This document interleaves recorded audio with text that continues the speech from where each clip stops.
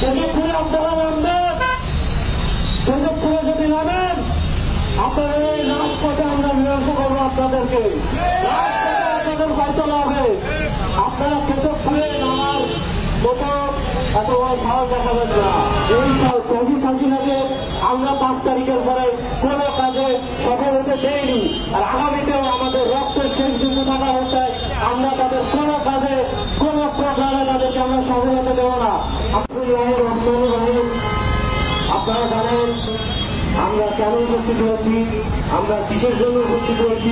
নতুন বাংলাদেশের প্রাণ আমাদের কেন্দ্রীয় নেতাবৃন্দ তাদের উপরে হামলা হয়েছে এবং এই হামলা যে কারণে হয়েছে তার উপরে প্রধান হচ্ছে এই ছাত্রলীগ, এই যে ছাত্রলীগের এখনো গোপালগঞ্জের বসে আছে।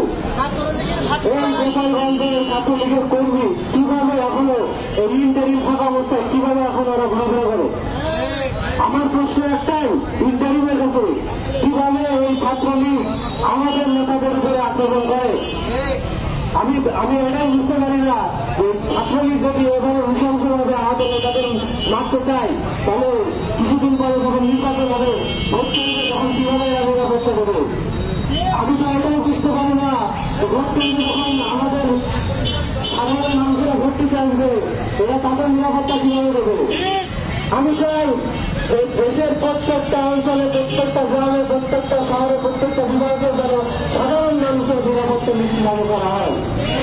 সাধারণ মানুষ যদি নিরাপত্তা না পান তাহলে সুষ্ঠু নির্বাচন আশা করা যায় না।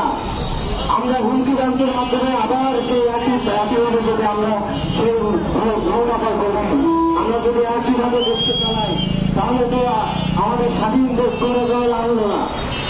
আমাদের জুলাই যারা যোদ্ধা, যারা নেতা তাদেরকে যদি কেউ মেরে দিতে পারত, তাদের যদি কোনো ক্ষতি করতে পারত তাহলে এই শেখ হাসিনার ফ্যাসিস্ট হাসিনা সফল হয়ে যেত।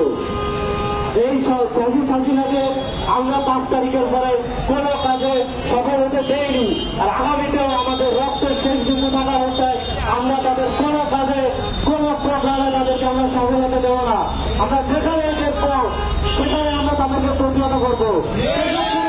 কেশবপুরের জঙ্গি বাহিনী, এই যে আজিজ বাহিনী, এই যে রশিদ বাহিনী, এই যে চাকমাদার বাহিনী, এই চাকমাদার বাহিনীরা যতবার দুর্ভাগ্য করবে আমাদের মতো ছাত্ররা বারবার এই কেশবপুরের রাজপথে রক্ত দিতে প্রস্তুত ইনশাআল্লাহ। ওই কেশবপুরে আপনারা নামবেন আর গোপালগঞ্জ থেকে আপনাদের বাংলাতে আসবে, এই বিষয়টা মেনে রাখলে আপনারা ভুল পাচ্ছেন।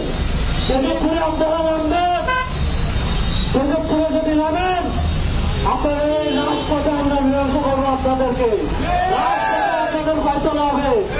আপনারা কেশবপুরে নামার মতো এত বড় সাহস দেখাবেন না। আপনারা আছেন, পালায় পালায় আছেন, ঘরে ঘরে আছেন, এখানে ওখানে পালায় আছেন, বসে থাকেন। সেই আজিজ 5 তারিখের পরে তারা খুঁজে পাওয়া যায় না, নেতা কর্মীদের ছেড়ে কোথায় পালাইছে আল্লাহ ভালো জানে। সে ঘরে বসে বসে হুঙ্কার দেয়, তার নেতা কর্মীরা রাস্তাঘাটে মার খায়। বলতে চাই তোমরা এই যে বাপের খেয়ে মার খেয়ে এই যে তোমরা নেতা হয়ে রাস্তায় আসছো, এই যে কালকে 4 জন যারা গেল সাধারণ মানুষ, তাদের নেতা কোথায়? তাদের নেতা সব ভারতে, আওয়ামী লীগের নেতারা সব ভারতে। আর তোমরা